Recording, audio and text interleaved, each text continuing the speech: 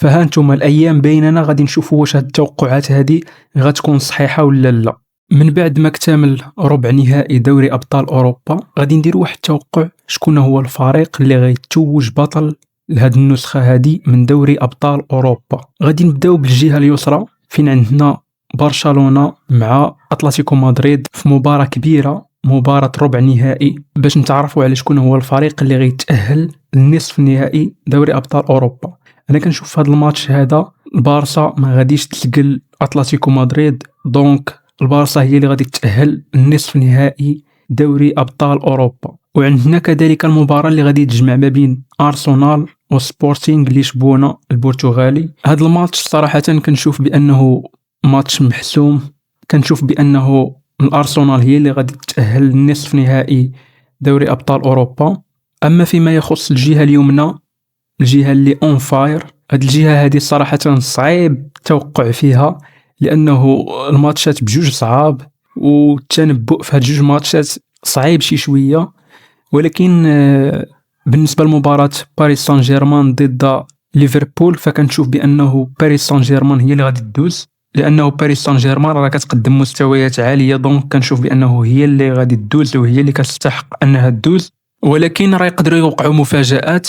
اما فيما يخص المباراة الشيقة اللي غادي تجمع ما بين ريال مدريد وبايرن ميونخ فكنشوف بانه هذه المباراة هذه مباراة صعبة.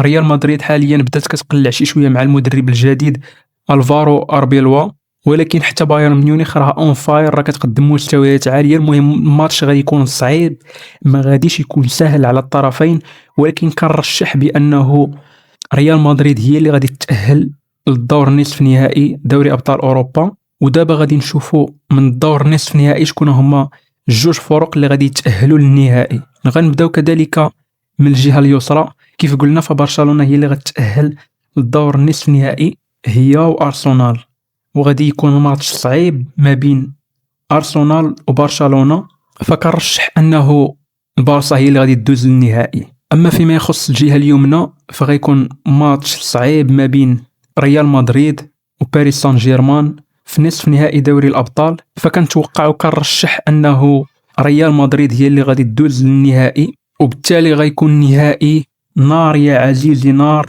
بين الكبار.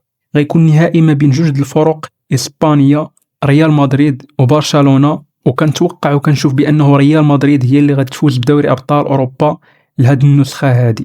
النهائي غيكون نهائي قوي، غيكون نهائي كبير ما بين الابطال، ولكن النتيجه غتحسم لصالح ريال مدريد. فها نتوما الايام بيننا غادي نشوفوا واش هاد التوقعات هذه غتكون صحيحه ولا لا.